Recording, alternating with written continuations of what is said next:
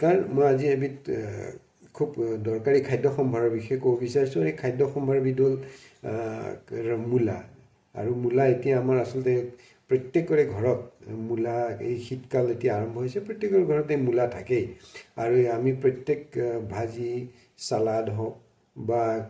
দালিত দি পেলাই হওক মূলা আমাৰ প্ৰায়বিলাক অসমীয়া মানুহ বুলিয়ে নহয় যিকোনো মানুহে মূলা খায় পাঞ্জাব হওক ভাৰতবৰ্ষৰ যিকোনো প্ৰদেশৰ মানুহে আচলতে মূলা খায়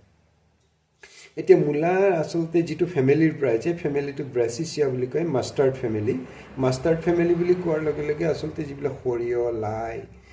এইবিলাক যিটো ফেমিলিৰ পৰা আছে সেইটো ফেমিলিৰে আচলতে মূলা আৰু ইয়াৰ বোটানিকেল নাম হ'ল ৰেফানাছ ছেটিভাছ আৰু এতিয়া আমি মূলা যদি খাওঁ মূলা আচলতে আমাৰ কিছুমান খাদ্যবস্তু আছে যিবিলাক খাদ্যবস্তু আমাৰ শৰীৰত উত্তাপৰ সৃষ্টি কৰে আৰু মূলাটো আচলতে উত্তাপ হয় কিন্তু ইয়াত যিটো ক্যালোৰিটো ইয়াৰ বডিত সৃষ্টি কৰে সেই ক্যালোৰিটো আচলতে যথেষ্ট পৰিমাণে কম আৰু ই আচলতে ভিটামিন সি ৰে সমৃদ্ধ ইয়াত যথেষ্ট পৰিমাণে ভিটামিন সি পোৱা যায় ইয়াত প্ৰটিন আছে কিছু পৰিমাণে প্ৰটিন আছে ইয়াত চৰ্বি প্ৰায় নাথাকে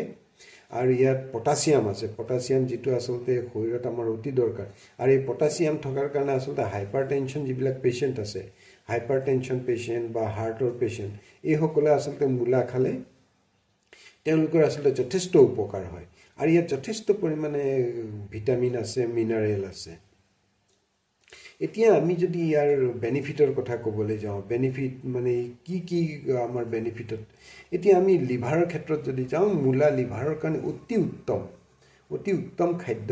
আৰু যিসকল মানুহৰ জণ্ডিছ হৈছে আৰু জণ্ডিছ ভাল হৈ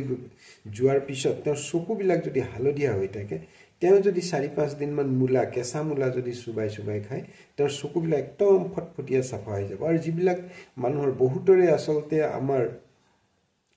এই যিখিনি চকুৰ বগা অংশ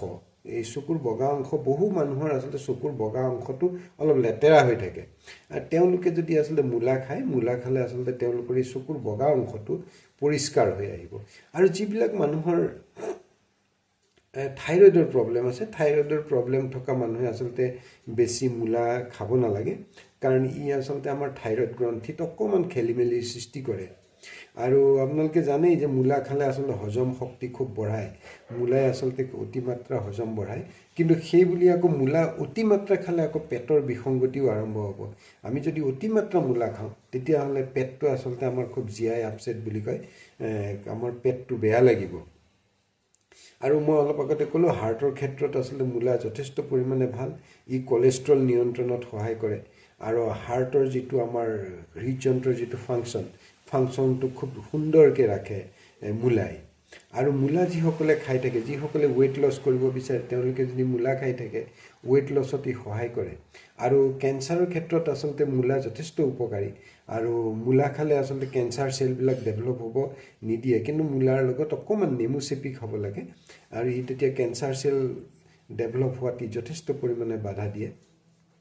আৰু আমি স্কিনৰ ক্ষেত্ৰত যদি চাওঁ যিসকল মানুহে খুব বেছি মূলা খায় তেওঁলোকৰ স্কিনৰ আচলতে গ্লেজটো থাকে স্কিনৰ যিটো উজ্জ্বলতা থাকে স্কিনৰ ৰুক্ষতা যিটো কয় যিটো ড্ৰাইনেছ অফ স্কিন এই স্কিনৰ ড্ৰাইনেছটো কমি আহে আৰু আপোনালোকে জানি সুখী হ'ব যে মূলা আচলতে এণ্টিঅক্সিডেণ্ট আৰু এণ্টিঅক্সিডেণ্ট হোৱাৰ কাৰণে আমাৰ শৰীৰৰ পৰা দূষিত পদাৰ্থবিলাক দূষিত যিবিলাক বস্তু আমাৰ শৰীৰত তৈয়াৰ হয় সেই দূষিত বস্তুবিলাক আচলতে শৰীৰৰ পৰা বাহিৰ কৰি দিয়াত সহায় কৰে আৰু আপোনালোকে আজি এইখিনি জানি মোৰ বিশ্বাস আছে আপোনালোক যথেষ্ট উপকৃত হ'ব আৰু আপোনালোকে মূলা খাবলৈ আৰম্ভ কৰক আৰু এই ঠাণ্ডা দিনটোত যিমান পাৰে মূলা খাওক আৰু মূলা খাই আপুনি শৰীৰটো সুস্থ ৰাখক আৰু মূলা খালে সদায় লিভাৰটো কিন্তু সুন্দৰ হৈ থাকিব আপোনালোকৰ এইটো যদি ভাল লাগে আনক শ্বেয়াৰ কৰি দিব আপোনালোকে লাইক কৰিব কমেণ্ট কৰিব আৰু আপোনালোকৰ লাইক কমেণ্ট শ্বেয়াৰ এইবোৰ পালে মোৰ ভাল লাগে তেতিয়া আপোনালোকক নতুন তথ্য দি থাকিবৰ কাৰণে মই উৎসাহিত ধন্যবাদ আপোনালোক সকলো কুশলে say about radish it is very important vegetable in our kitchen now winter season is started and radish is available in the market it is the family from Basaceae mustard family and its botanical name Epiphanes sativa and it is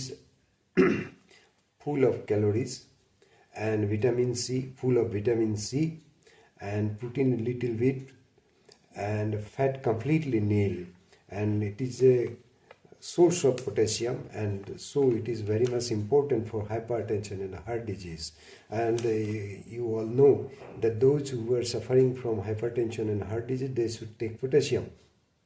and potassium control the high blood pressure and as well as the heart complications. And it is full of minerals,